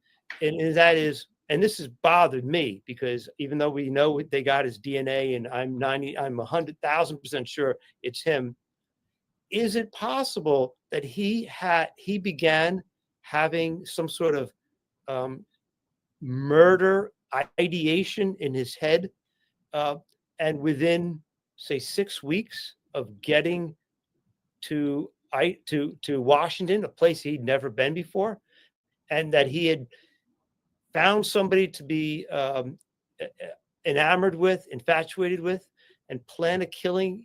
Is that something that have you ever run across that in that really brief time period? Absolutely, Professor Mike, 100%. I think that he was interested in, fascinated by the field of criminology, obtaining a bachelor's and master's degree, and he wasn't too far in yet to the doctoral study, but I've thought about this too, and I think he made a very intentional and purposeful decision, almost like his own social experiment, because he would have been well versed on who knows how many dozens, possibly hundreds of cases of high profile status of serial killing, mass killing. I think he would have gone on to become a serial killer had he not been caught as a mass murderer. And everything that we've talked about on other high profile cases, or the times we've talked about him, the mens rea, I think, was there, the criminal mindset. And then, you know, he's thinking about it, he's planning it, very intentional, very purposeful. And then, of course, the actus reus, carrying it out. I would also add to, you know, the question that Sergeant Bill asked you, Professor Mike, about who is Brian Kohberger. I absolutely think he's a sociopath. He has zero remorse. I don't think we'll ever see a tear shed from him. If and when we might, it's all going to be the alligator tears, right? And you know, self-reflection about what will be the rest of his life, potentially behind bars. And I think he's also a hedonistic individual. When we talk about hedonistic murderers, these are people who derive pleasure from beginning, middle, till the end. They think about the crime, they plan it, they carry it out, and they're also intrigued by the aftermath. And all of a sudden, for somebody whose name we never knew, nobody heard of this guy, now the whole world knows his name, and he enjoys this. You know, Dr. W is like, you did compare him, and others have compared him to a serial killer. And then, Matt, I wanted to ask you this question, is that, was this Brian Kohberger's first time out? Well, it sure looks like it. You know, with the resources available, especially with how they went into the familial DNA, looks like it was. Looks like it was. Now, we don't know what he did to lead up to this, but I totally agree with Dr. Goodman. This has all the makings of a serial killer, whether there are sexual components or not. You know, from the prosecution standpoint, when you do these bifurcated death penalty cases, you know, the first phase is the guilt phase. Then you get into the penalty. The jury will be tasked to decide. They will weigh the aggravating circumstances versus the mitigating circumstances. So what the defense is going to do is they're going to have unlimited resources built to answer that question: who is Brian Kohberger? They'll get into his school history. They'll talk to whatever friends he had. If he was ever bullied, we're probably going to get information on that. They will dig up every mitigating fact for the jury to consider. In California, they're called the A through K factors. So it's A factor is circumstances of the offense, which include very significantly impact upon the family members. And the jury is told you have to assign an individual weight to all of those things, brutality of the crime, all those sorts of things, and balance it against any factors in mitigation. And if the aggravating factors substantially outweigh the mitigating, well, then they can come back with a death verdict. If they don't, then they're supposed to return a verdict of life. That's the way the legal framework breaks down. So as a prosecutor, remember, motive is not an element to the crime of murder. So it's very interesting to think about, you know, what compelled him to do it. Was he there to rape one of the women? And that is a huge point right there, because that's what all the YouTubers, including myself, have been dancing around the motive. What was the motive? We pushed theories and theories and theories and people and places and things, trying to figure out that motive, to make this make sense for us, to make it make sense so that we understand whether this person has culpability or indeed he is innocent. But motive doesn't have to be proven. And then the plan went pear-shaped because there's another woman in her bed sleeping, you know, like, who knows? But it's like a lot of the sex cases that I used to prosecute before I got to homicide, we don't really have to get into their heads all that much. If he did it, to a certain extent, I don't care. who Brian Kohberger is or what made him do it or what was going on in his head. And more importantly, as a prosecutor, I don't have to prove any of that. All I have to prove is that he went in there with a knife, and that makes it a first-degree residential burglary regardless of what his intent was. He slaughtered 4 kids, and the grief that those families went through so substantially outweigh whatever they're going to be able to dig up in his background that he deserves a death penalty. I think that's the framework that the prosecution is going to approach it with, and I think that's the right way to go. You know, just when people look at, again, who is he, and many of, if you look at the old videos on this case when it was just. Hold on, Bill. Did you hear what Matt just said? He said the grief that those parents substantiated having to deal with is going to outweigh any argument for the death penalty to be pulled off the table. That is a huge statement. This dude been a DA. This dude had been a DA. And to say that, man, you know that he's had to see that. So, I mean, that is huge right there. I like this Matt guy. You know, not even, they didn't catch him yet. And Banfield, isn't it a cold case? After 6 weeks, it was like, we were like pulling our hair out. You know, like, no, it's not a damn cold case after 6 weeks. Bring in the FBI, bring in the CIA, bring in the National Guard. You know, it's like crazy. Like, no, let them work the damn case. It took 6 weeks. That's not unreasonable whatsoever. But there's like overload of too many talking heads that don't know what the hell they're talking about, giving their opinions on this stuff. And the regular consumer, they're all over the place because they're getting all these opinions.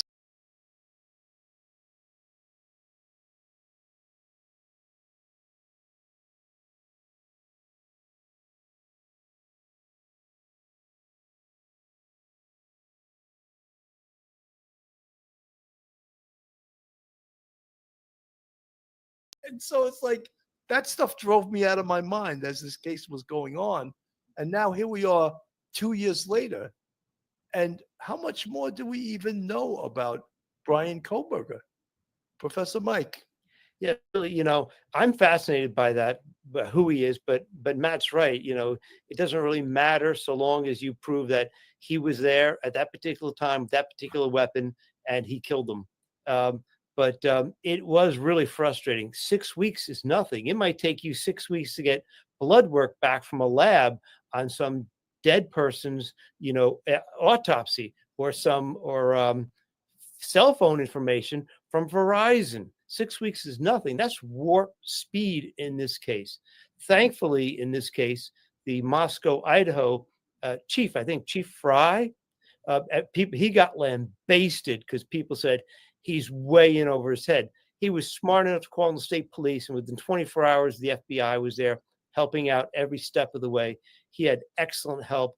6 weeks is warp speed. And unfortunately, because you watch Law and Order on TV, everything's done within 60 minutes. And you know, the times they give you, and they always give you the dramatic music, and here we are in the DA's office, here we are in the trial, here we are, and it just goes boom, boom, boom, boom, boom, and it's done. And that is a huge disservice to, I think, to the public, because they really get a false sense of how criminal investigations are done. And it's a real disservice to the cops in this case. The idea, this is a cold case. When we heard about it, I remember joking about it with you. It was like, what's cold about it? You know, it's 6 weeks. They're right in the middle of it. That's really sad, because that did a huge disservice and really made people, I think, question the police, what they were doing and what answers they would come up with. And unfortunately, also with the fact that there's no leaks whatsoever, everybody's actually respecting the judges, John Judge's, attempt to stop leaks. We know so little about the case that conspiracies abound. Oh, the police are framing him, all this kind of stuff. And that's a real disservice. You know, I love to tell people, like, when they, especially about the cell phone stuff, and I don't even know what it costs now. I remember when I was on the NYPD, it was $500 a day to dump a phone. or to get AT&T or Verizon to give you, oh, you want the whole weekend? Okay, we'll do it for $1,500. And then people were like, you mean the police department has to pay for that? Yeah, they got to pay for it. These companies are not amused putting 10 people to work to do all this phone work. So, I mean, it's just an interesting aside because people have no idea that police departments, first of all, have to get a search warrant, subpoena, whatever, get all this information. And then again, as Mike said before, it doesn't come back. They're not impressed that you're the police department and we're going to do it for you yesterday. We're going to take our time and we're going to hand it to you when we get it. Matt. Yeah. So look, you guys are absolutely right. 6 weeks is light speed. And this police chief did everything right. He's got a small department with limited resources. He didn't let his ego get in the way. Called the state police. They brought in the FBI, and they were off to the races. And another problem I've got with that is, there's no statute of limitations on murder. And sometimes, like Gilgo Beach is a good example of that. You had essentially an inept team. Some say a corrupt team, but at the very least, an inept team initially investigating that. A new DA comes in, and he brings in new investigators, and they put it together. And to think that 6 weeks is somehow old, we want families to be able to, hang in there while a case is properly investigated. Also, just the idea that, is a different topic, but the police framed Brian Kohberger. The prospect of police, in conjunction with the FBI's involvement, framing anybody is, I'm sorry, it's moronic. Not to insult anybody on there, that's a moronic thing to think, because that means that the real killer is still on the loose. I couldn't agree with Dr. Goodman more. This is a serial killer. This has all the makings of the serial killer. And guess what happens? If you arrest the wrong guy in a serial killing, you're going to get another murder, and it's going to be your fault for arresting the wrong guy. No cops want to do that. And Brian Kohberger, it's not like, what possible reason could anybody have to do that? And it would have to be a conspiracy. It's absurd. And, everybody wants to be the smartest person in the room. And a lot of times people advance conspiracy theories. It's kind of like that old adage, right? Like, how would you know if you were insane? How would a crazy person really know? Well, how would you know if you're really stupid? You think you're the smartest person in the room. And there's a lot of that out there. I've read some of the stuff, not necessarily I've read some of the theories on Kohberger, and it's like, let me tell you, like, those opinions and people who think like that, everybody's brave on a keyboard. That's why you get 20 peremptory challenges as a prosecutor to kick jurors who are just wacko, and that's why you can kick them for any reason, to keep people like that off of a jury. And guess how many the defense has? 20 peremptories, just like the prosecution, to kick out loony conspiracy theorists that might want to convict your guy. So, the system's designed for fairness. I think this judge is doing a pretty good job. And I think that, hopefully all those wackos, will be kept off this jury. The chat tonight. Yeah, no, I'm not insulting any of your readers. It's just a lot of it is your viewers. It's a lot of this comes from a good place. They want to be right. But there's 4 grieving families here, and fantasies are a luxury when it comes to the actual prosecution of these cases. And these kids were slaughtered, and they deserve justice. I think that seeing what I've been seeing in regards to the death penalty, it's been hijacked by the anti-death penalty crowd, and it's almost not worth going for it, because whoever gets the death penalty as a penalty, if they get convicted, they're not going to get it for 20 or 30 years. Endless, and it costs millions and millions of dollars. Maybe life without parole should actually mean that, because that's why people get so suspect, because we know that in New York State, life without parole means nothing. They release cop killers every a week in New York State. So perhaps the whole electorate, all the people that are looking at the criminal justice system, death penalty, and then when you see the reality of it, it's almost not worth it. Dr. Debbie. Right. Well, I liked a lot of what Matt said, and particularly the one word that I really want to highlight is justice. And, sometimes there are words like closure and healing, but again, I don't know how a family closes the chapter on their son or daughter who has been brutally murdered, and the healing process could take a lifetime. But I think when these families feel that justice has occurred, now what will that mean for each of the four, some of whom may indeed want the death penalty, others may be satisfied with 4 life sentences with no parole. And we also know statistically it is difficult for members of a jury to agree in many instances in totality for a sentence of death. And I also like what Matt said about some of these aggravating conditions versus mitigating. I just feel that whatever the defense would bring to the table, if there's going to be something, you know, monumental that we simply don't know yet, I still cannot imagine whatever this unknown piece to the puzzle might be, that some way, somehow it would supersede everything else that we've discussed that we know. So I do like the jury system. I believe that it's an honor and a privilege for those who are selected to serve, and I think they will do their job in a very dutiful and determined and dedicated manner to reach justice. You know, the judge in this case, Judge Hipple, I believe his name is, I'll put a picture of him up on the screen. He does seem like a no-nonsense judge. Judge Stephen Hippler, actually, Hippler. Because let's not forget, this case was tossed to Boise, Idaho from Moscow, Latah County, because the defense wanted that because they felt that Brian Koberger could not get a fair trial. So Boise didn't want this, but they have it right now. And now this case, again, he had outlined August 11th to November 7th as the window of time that they're going to allot for this case. If in fact it does go to trial during those dates, your thought about that length of time, Matt? Well, the last death penalty case I did took 6 months, and you know, again, it's due process for the defendant. We want that, you know, and Idaho might very well carry out an execution one day, and he's a young guy. So, you know, I think I agree. This judge appears to be no nonsense. That's exactly what this case needs. But you know, he again will be very cautious because he will be reviewed by the Idaho Supreme Court, and then also ultimately the Ninth Circuit Court of Appeal, and potentially higher, depending on what the issues are that come up. But if I could just backtrack for a second, Bill, one of the most common arguments we hear regarding the death penalty is this idea of how expensive it is.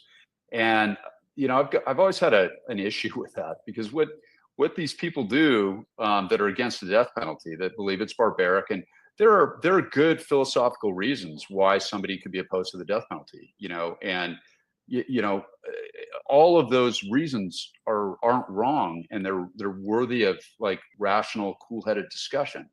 But one of the things that just drives me crazy is they'll look at death row, and they'll count the inmates, and they'll count how much it costs, and they'll go, look at how expensive it is to have the death penalty if those murders never took place in the first place. You know, like you with life without possibility of parole or a life sentence on them, you have the same guard with the same dental plan with the same union, you know, and the inmates are going to get the same medicine as they get older. You have the same, like, the appellate lawyers aren't going to run off and join the Peace Corps. They're going to be bringing the same motions, challenging the same convictions. They'll just be arguing about things that aren't the death penalty. So this idea that we're going to save a ton of cash if we eliminate the death penalty just is not true. I've debated other people at law schools around Orange County. I've had this discussion many times, and I'm no, like, if they eliminated it in California and my guys truly got life without possibility of parole, I wouldn't lose a minute of sleep over that. But let's have honest arguments, and that's not one of them. Maybe it's slightly more expensive, you know, given the nature of maybe the appellate process, but it is nowhere near as expensive as they say. They eliminate it as if the murder didn't happen, and it kind of drives me nuts. Wow, man, something I didn't even think of some of those things. But then, you and Mike, you got law degrees. I didn't. I was sitting in a dirty alley on 125th. My mom and dad couldn't afford law school. I'm just kidding. That's on me. But I did the job rather than go to school. Well, I actually went back to school my 17th year in the police department, got my master's degree, but certainly wasn't a law degree. But I love the way you guys talk. You have all these good lawyer words like egregious and stuff like that. We've been on for an hour and 16 minutes. I'm gonna go around the clock. I'm gonna start with you, Dr. Debbie. Your final thoughts.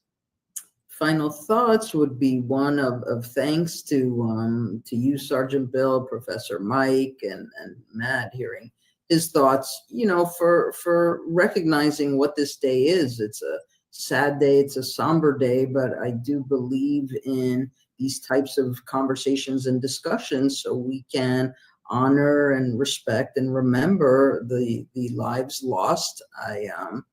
I love our field. I believe in our field. I do think we will have an outcome that will be aligned with justice. And I have no doubt that the individual who is sitting behind bars is the individual who committed these brutal attacks. Thank you, Dr. Debbie. Professor Mike, your final thoughts. Bill, I just think that the viewers should know that no matter what happens in this trial, it's going to be a long trial, 8 weeks, 10 weeks. No matter how it goes, Brian Kohlberg is not going to be walking the street anywhere near in anybody's neighborhood anytime soon. No matter what happens, he's going to be spending the rest of his life behind bars, whether he meets death through an electrocution, a firing squad, or natural causes. He's not going anywhere. So people should take heart in that. And the fact that we're doing all this work, law enforcement is doing all this work and being this careful, that's fine, because we would never, ever want to make a mistake. As little as possible, make any kind of mistake in this sort of case. We think we got the right guy, and we're going to go forward with it with all the evidence we have. It appears that he is singularly responsible for all of these crimes, and we should have faith in the criminal justice system. Very well said. I just want to give another quick plug to Matt's book, because now he's not with the Orange County DA's office, so he needs money now. So Thank you, Bill. I bought a copy. I bought a copy. Thank you. You can get this book on Amazon, The Book of Murder, A Prosecutor's Journey Through Love and Death, Matt Murphy. Matt's also what I like to refer to as a talking head for ABC, 48 Hours. He's actually, I'll use a kinder expression, he's the legal expert for ABC News. Talking head's fine. Yeah. Matt, your final words. Yeah, look, this was a really well done investigation. We had good cops. I think we got good prosecutors. They've made good decisions, and we got a good judge.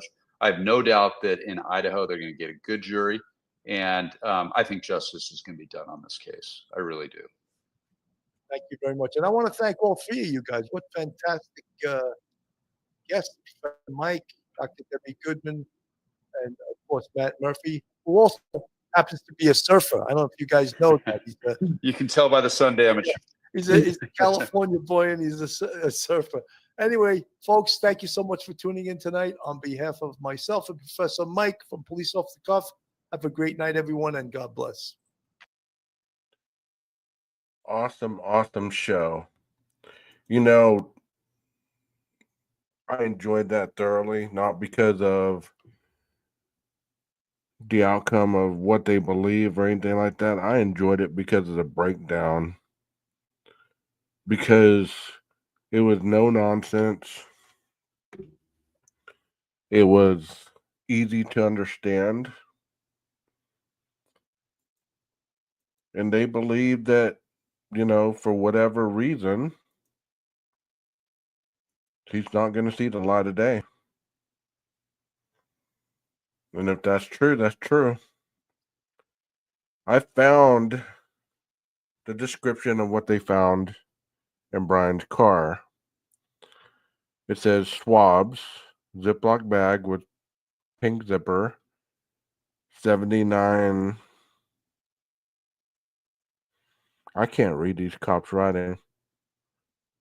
7 quarters, plastic baggie with green zipper.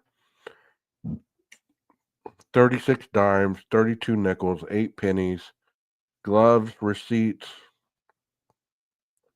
car insurance card, car registration, hiking boots, comfort inn room key holder, and stay information, tire iron, shovel, goggles, floor mats, reflective vests, used water bottles, wrench.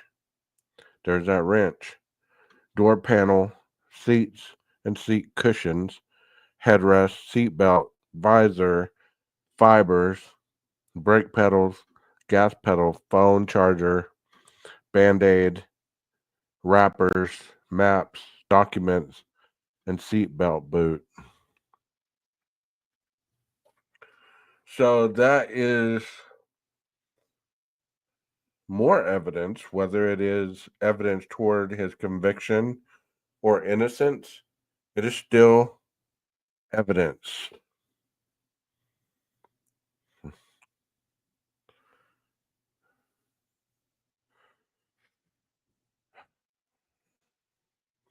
So that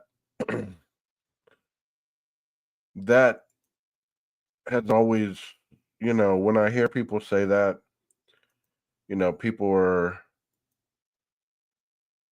they have free speech and they have the ability to speak as they wish. I would just wish sometimes people would really listen to what they say when they do utilize that free speech. Are they saying something for the better, or are they saying it for the worst? Are they repeating what's already been said?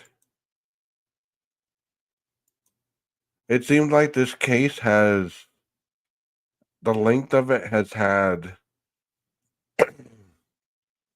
rejuvenation of resurgence. Like when I started my channel, like the old timers have just finished up with everything they had ever reported on, right? I'm not talking about old timers as in people, talking about their channel. They had been on for at least a year almost, and they had some great theories, they had some great investigative work and stuff like that. And then I started my channel, and I also started with other people that had branched off from the originals, and then we took a run at it. And now it seems like over the last probably 3 to 6 months, there's been other channels, and it seems like they're discussing the same thing that other people have discussed before me, before the other channels. Like this one channel is talking about the metadata, the Facebook documents. And I'm like, what Facebook document? There's no Facebook documents. Have you ever heard of Facebook document that are aligned with this case? The metadata according to Facebook? Have y'all heard about that? Maybe it is something new. I mean, because it seems like people just dig a little deeper and dig a little deeper. But think about it like this. Let's say you had a wound, and your wound was little, right? And instead of healing that wound, you picked at it, and picked at it, and it got bigger and bigger and bigger and bigger. And before long, you had a big old gaping wound on your hand or on your arm, which started very little. And I believe that that's what's happened to this case. Is it started very little, and people have drawn out away from the original crime to where it's just a spectacle to be spoken on. I had an individual the other night ask me a direct question, and she said, well, who are you trying to convince? You get on here every night talking about the same thing. Who are you trying to convince?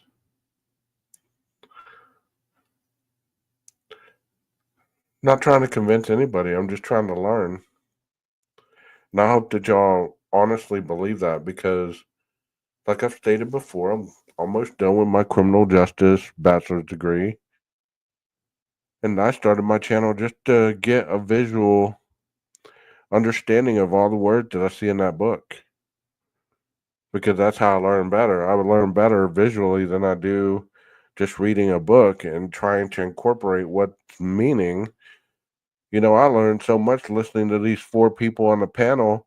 I recognized all the wording they were talking about, and it made total sense to me what I've already learned. I'm with them. It doesn't matter who Brian Koberger is to me. And I've said this before. I don't care about Brian Koberger. I don't care about Richard Allen. I don't care about Alex Murdaugh. I don't care about any of those people. How if I had a family member that was a serial killer, I wouldn't care about them either. I would care that they got caught, tried, and convicted for hurting somebody else because it is a choice. It is a choice to do what you do. You know? And people talk about echo chambers. You know, we don't want an echo chamber. Of course we don't want an echo chamber, but do you ever listen to what people say? It is an echo chamber. It's about the same thing. They talk about the same thing. You bring up the same thing. You bring up the same conversation.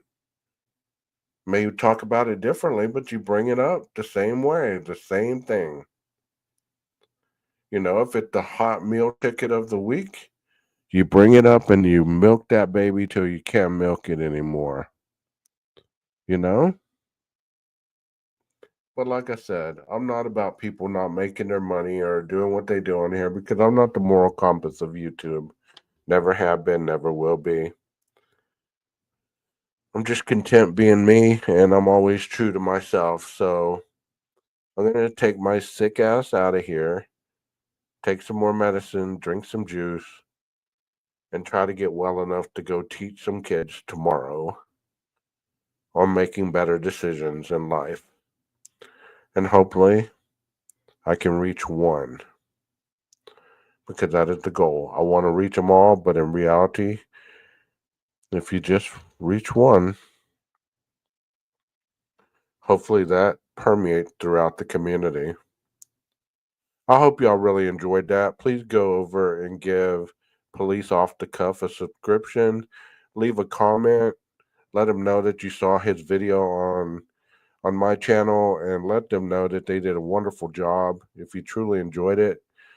And Matt Murphy, that is the author of the book that was in there. If you think you might enjoy that book, you just go and buy Matt's book and see what you think. Once again, I'm going to ask you, can you dig it? Can you dig it? If you can't dig it, you might need you a bigger shovel. Maestro, cue that music.